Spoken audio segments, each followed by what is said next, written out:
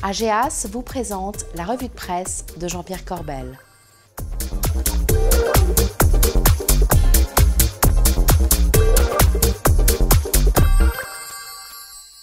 Bonjour, c'est mardi et c'est votre revue de presse en compagnie, comme toujours, de Jean-Pierre Corbel. Jean-Pierre Corbel qui n'est pas là. Et oui, je ne sais pas si c'est dû au marché financier, aux embouteillages dans Paris. En tout cas, je suis chargé de meubler pendant son absence. On me signalera dans l'oreillette dès qu'il sera à Excusez-moi, Bogdan, ça va, attendez. Et l'oreillette, vous seriez plus... Vous avez été plus rapide que l'oreillette. Ça va, Jean-Pierre ? Ça va, écoutez, j'ai failli pas venir, Bogdan. Il y a encore 3 minutes, je cherchais désespérément des news pour la semaine. Et cette semaine, pas grand-chose. Ils parlent tous de Poutine ou de Nadine Morano, c'est le sujet du moment. Et traditionnellement, vous savez, la première semaine d'octobre, on commente la loi de finances. Eh bien, cette semaine, sur la loi de finances, sur le patrimoine, rien, nada, que dalle. Donc voilà, j'étais là en retard. C'est pas très bon pour nous. Qu'est-ce qu'on va faire ? On arrête là, on continue ? Non, alors on peut continuer, figurez-vous, parce qu'on peut compter sur les politiques qui parlent pour ne rien dire. Ça, c'est une spécialité du métier. Et regardez cet article dans Les Échos. Le député PS Razi Hammadi a déposé samedi dernier, un amendement visant à établir un impôt minimum sur le revenu obligatoire avec une tranche supplémentaire entraînant un paiement forfaitaire minimum. Le gain de cet impôt symbolique serait complètement versé en direction des classes moyennes. On sent la cohérence entre les députés qui veulent mettre un impôt minimum et le gouvernement qui a supprimé des tranches pour ne plus faire payer d'impôts. On sent le Cap, le Pic, la péninsule. Alors, juste pour un mot, tiens, Razi Hammadi, je le connais bien.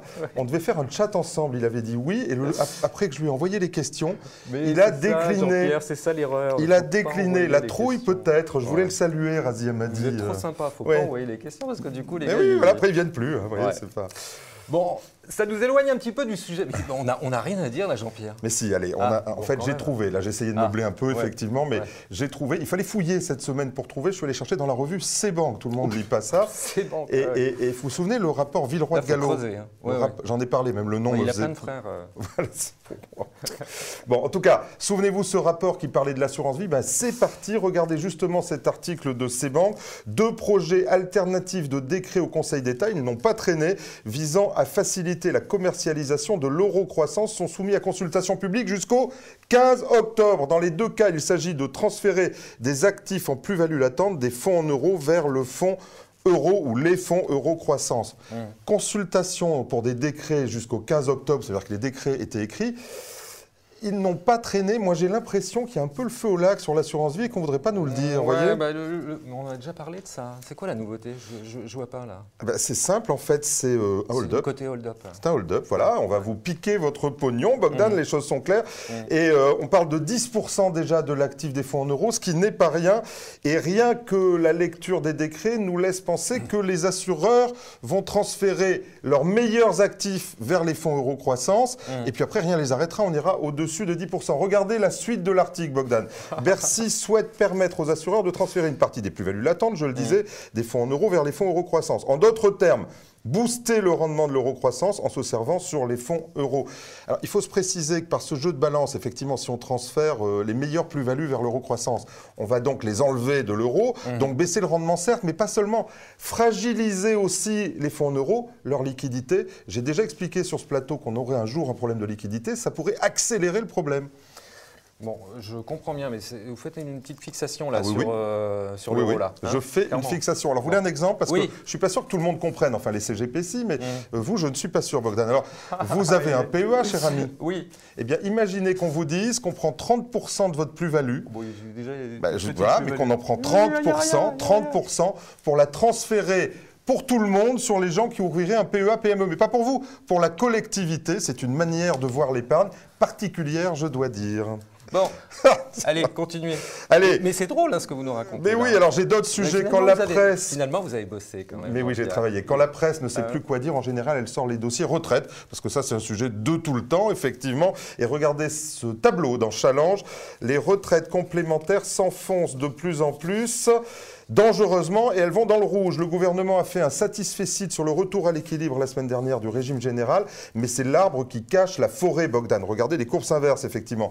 D'abord parce que les classes moyennes, c'est les complémentaires qu'elles ont le plus et qui pèsent le plus dans leur retraite. Et puis, dans le régime de base, la réversion est conditionnée à un plafond de revenus très bas et qui en prive souvent les bénéficiaires. Donc, dans le régime de base, on n'a très souvent pas de réversion quand on est dans les classes moyennes, pardon. Alors forcément, c'est un moyen pour régler le problème des retraites. Hein. Je ne vous donne plus de retraite. Oui. Comme ça, j'ai réglé le problème de l'équilibre. Plus rien, nada. Donc voilà. Ouais. On nous ment, Jean-Pierre. On nous cache la vérité, c'est ça? Et oui, regardez, c'est intéressant quand même la retraite en France. Regardez cette brève du Point. Entre 2000 et 2014, l'assurance vieillesse a connu un excédent de 16 milliards en Allemagne contre un déficit de 65 milliards en France, une paille. Et je vous confirme, les Allemands ont une retraite, Bogdan. Ouais. Tout le monde est concerné par ça?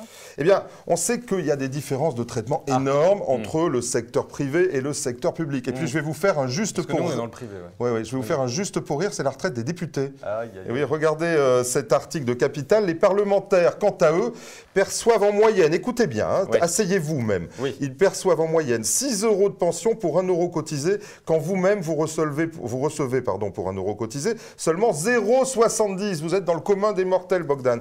Et quand ils sont fonctionnaires, eh bien, ils ont le droit de continuer à avoir leur retraite de fonctionnaire en même temps qu'ils ont leur retraite de parlementaire. C'est quand même merveilleux. Je ne veux pas attaquer tout le monde, mais quand même, la transparence est bizarre. Elle a ses limites dans le secteur public. La transparence, c'est pour les autres. Exactement. Bon, allez, un autre. Bon, ça, c'est un vrai flop. Ça. Oui, c'est un vrai flop. Vous avez droit à un autre flop. Allez, on a des flops et encore des flops cette semaine. Flopons. Et je suis allé voir dans Xerfi. Vous avez vu, cette semaine, j'ai fouillé. Hein. Oui. Je suis allé voir dans Xerfi. C'est des gens très sérieux, Xerfi. On les connaît bien. Et ils ont fait une étude sur l'immobilier de bureau. On en parle assez peu, bizarrement. Regardez l'évolution. Regardez, l'évolution des loyers donne l'impression d'une grande stabilité. Mais serait-ce une façade? Si le loyer facial, lui, ne bouge pas, les mesures d'accompagnement se multiplient. Vous savez, ces petits gestes commerciaux sous forme de franchise, de participation aux travaux ou encore de loyers progressifs représentent, tenez-vous bien, désormais 20% de la valeur des loyers en Île-de-France. Le traficotage, 20%. Vous voyez, dès qu'ils sont gentils, ça vous plaît pas. Si, ça veut dire simplement que les loyers faciaux sont surévalué de 20%. Et à un moment donné, il faudra bien que ça se retrouve sur le prix. Nous poserons la question au prochain Club Expert Immo, forcément. Mais vous allez voir, ils sont très forts. À chaque fois, ils vont me dire que tout va bien. Donc voilà, j'attends de voir. Voilà. J'attends de voir. Allez, juste pour rire, très vite. Ah, ben vous savez, nous, je dis vous, la presse. Moi, je ne suis pas de la presse. Moi, je suis un blogueur. Souvent, mais avant. Quel blogueur? Mais oui, quel blogueur, c'est dingue. Avant, on a des rituels. Vous savez, on a un peu la trouille d'aller devant la caméra. C'est pas facile. Alors, on a des rituels. Quand on arrive à l'heure. On se prépare, on se chauffe. Moi, je suis assez bon, donc j'ai pas besoin de me chauffer. Et alors, il n'y a pas que les journalistes qui se chauffent. J'en ai trouvé un autre cette semaine. Regardez. Ah!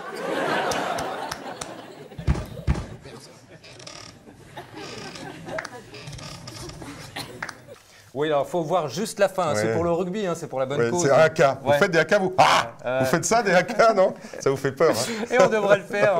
On va faire un haka un de ces jours. On vous promet, on vous en fera un haka. D'accord. Jean-Pierre, merci beaucoup. C'était un plaisir, même en retard, c'était sympa. Quant à moi, il ne me reste plus qu'à vous remercier. À vous donner rendez-vous mardi prochain. D'ici là, gardez-vous bien.